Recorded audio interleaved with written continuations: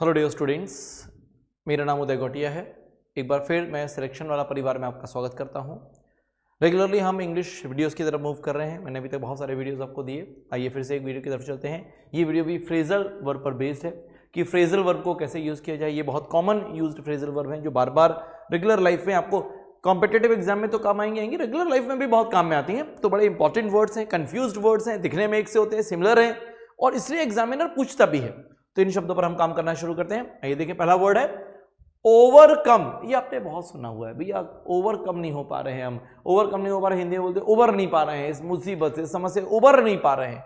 तो ओवरकम करना मतलब सॉल्व प्रॉब्लम, मतलब उस समस्या से बाहर नहीं पा रहे, उसी में उलझे हुए हैं। ओवरकम होना, सॉल्व प्रॉब्लम।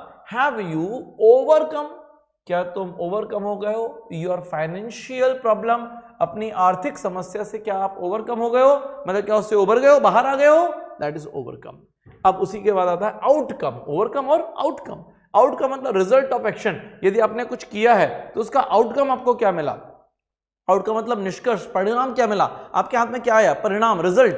तो result, we are not aware, हम अवेयर नहीं है, अवेयर जागरूक नहीं है या सचेत नहीं, अलर्ट नहीं है of the outcome of the meeting, कि मीटिंग में क्या रिजल्ट निकला, मीटिंग का क्या परिणाम निकला, उससे हम अवेयर नहीं है, तो दैट इज आउटकम।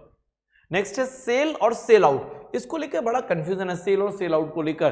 तो सेल का मतलब है सिर्फ बेचना, नॉर्मल बेचना, और सेल आउट का मतलब बेचकर खत्म करना, एक एक चीज बेच देना, कुछ ना बचना।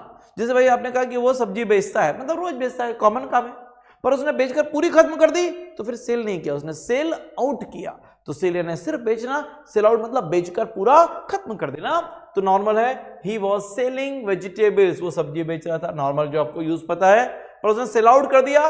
The new edition of the book, book का जो नया एडिशन था, हैज बीन सोल्ड आउट।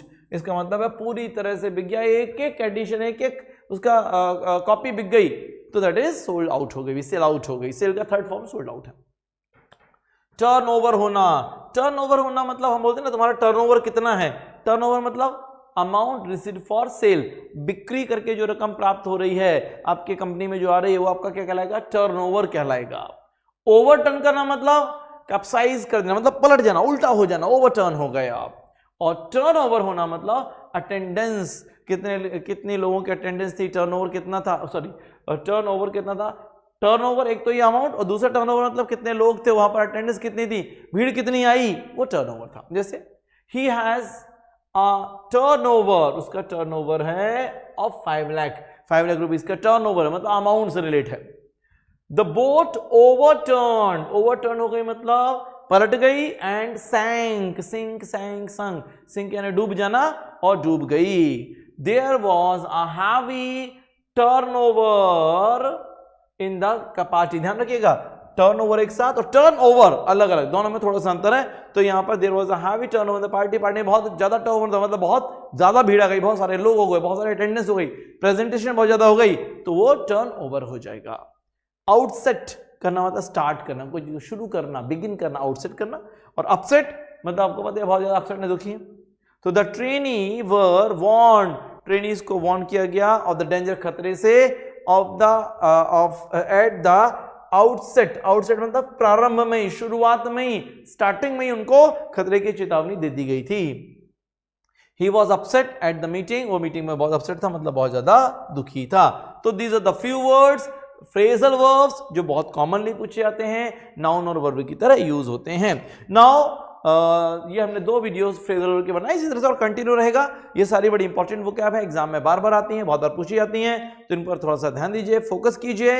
हमारा यदि आप में से किन्हीं स्टूडेंट्स को हमारा ऑनलाइन इंग्लिश का ज्वाइन करना है, जिनको इंग्लिश को लेकर तकलीफ है, कहीं पर भी आप पढ़ रहे हो, इंग्लिश को लेकर यदि प्रॉब्लम है, कंप्लीट को पैकेज ज्वाइन करना चाहते हैं, कंप्लीट कोर्स ज्वाइन करना चाहते हैं, तो सिर्फ 500 रुपीज पे करके आप ज्वाइन कर सकते हैं। हमारा ऑफलाइन भी एक बैच शुरू हो रहा है, तो ऑफलाइन में सिलेक्शन वाला सबसे कम फीस में जबलपुर में पढ़ाता है।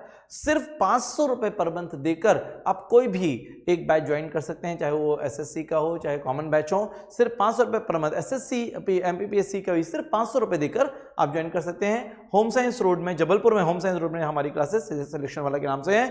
आइए और ज्वाइन कीजिए। Thank you.